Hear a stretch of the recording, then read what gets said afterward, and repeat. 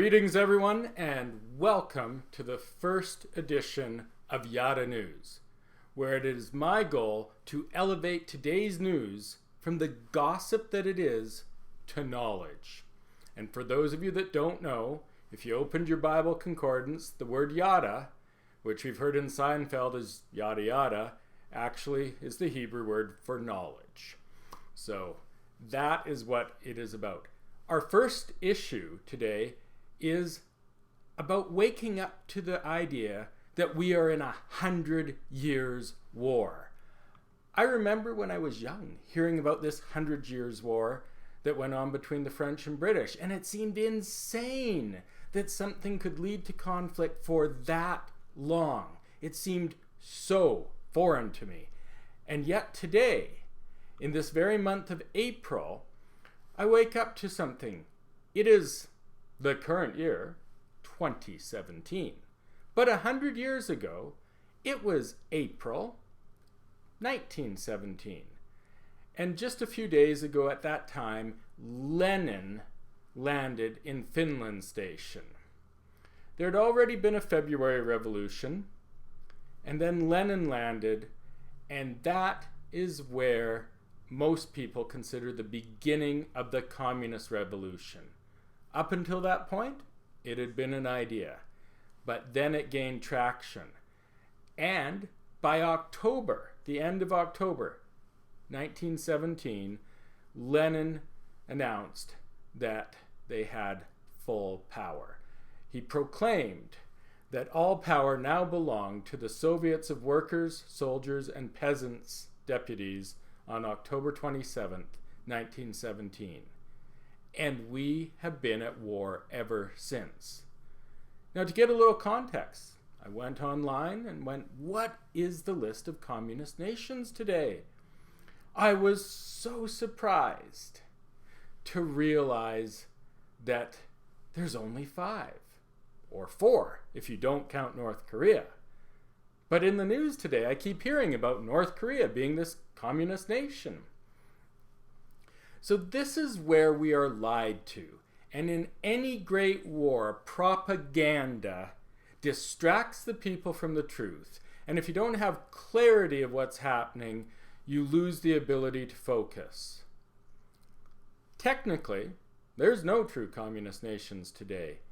But in the end, let's look at what's out there. There's China, Cuba, Laos, North Korea if you count it, and Vietnam.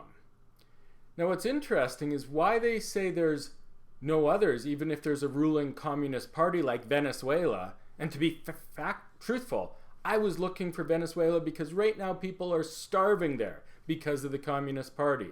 So I went and I dug deep. And they go, because there's actually an opposition, that there's alternative, because people have choice. That's not communism. Now, this is about planting a seed today. We're going to dig deeper into socialism, ideas such that the true communist revolutionaries always said that socialism, not occasionally, but is always the door opener to communism.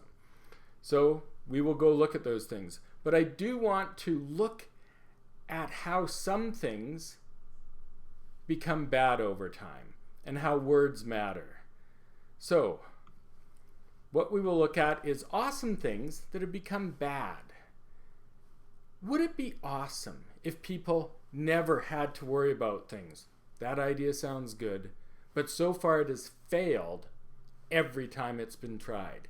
Communism, and I'm going to change it to statism, because in the end, I want us to understand that our true enemy is statism, not any one variation of it, be it fascism, be it communism, or any of the statist philosophies. They are responsible for more deaths than any other human venture across the board.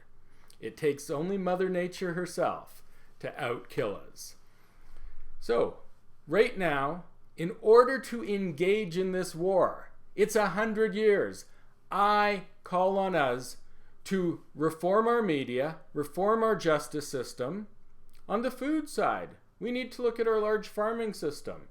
And I grew up in rural Alberta and I love our farmers. But we need to look at food as fuel for the human body and look how it's shifted a little bit. And we need to look at our universities that instead of being a place of debate and open conversation and our brightest minds, they are indoctrinating our youth into processes that could not work without coercion of the state. These ideas need to be either left to grow or fail on their own without forcing money from us, or they need to be rooted out. So, our media. An independent media is mandatory for a democratic state. Unfortunately, our media has become fake news. It's one of my motivations for starting Yada News. If our media was speaking the truth, I have better things to do. I wouldn't be here. I've also noticed by watching some of the media that they are saying you can't attack our justice system. You can't criticize it. Well, understand this. Between universities, our justice system, and media, and there are other ones, but we'll do individual stories on them, what happens is statists and leftists go to the ivory towers, the safe places that we want to send our money because they've been so useful. And they slowly take them over, and then they are used against us. So to wrap this up, I've got a little story here. I want to, sarcastically, thank communism. Well, I've been raised to be thankful wherever possible. And it did strike me that is one thing we should genuinely thank communism for. But for the end result, not the process. Wherever communism has been involved, the process has been evil. I have patients from Eastern Europe, and I've paid attention to Eastern Europe over the last year and a half, especially since I got back from visiting Europe.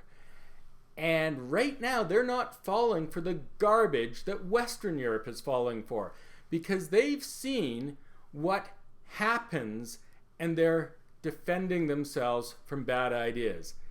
And I think that's a relic of the damage done to them in communism has made them a little more, let's say, questioning of an international agenda.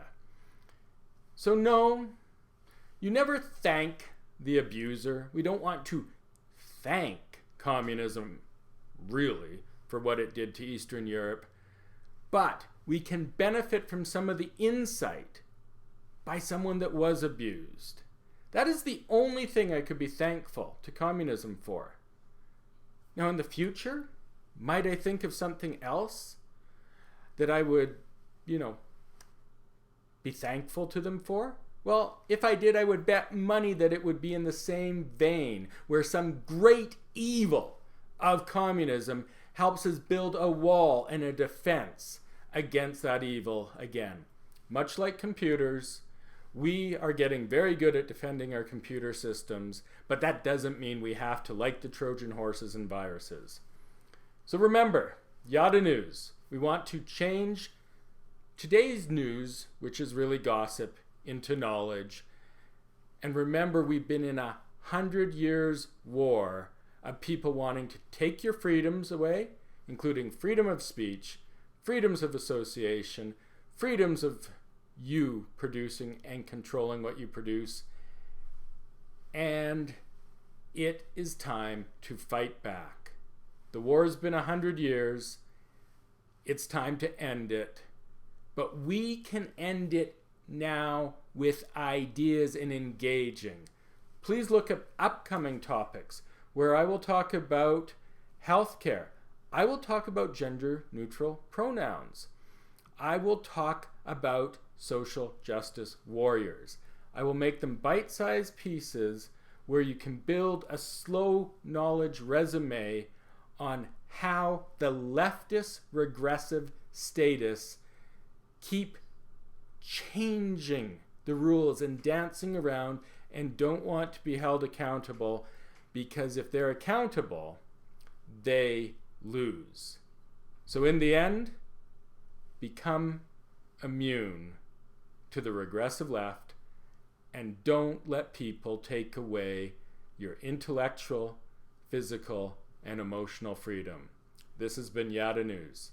Have a great day.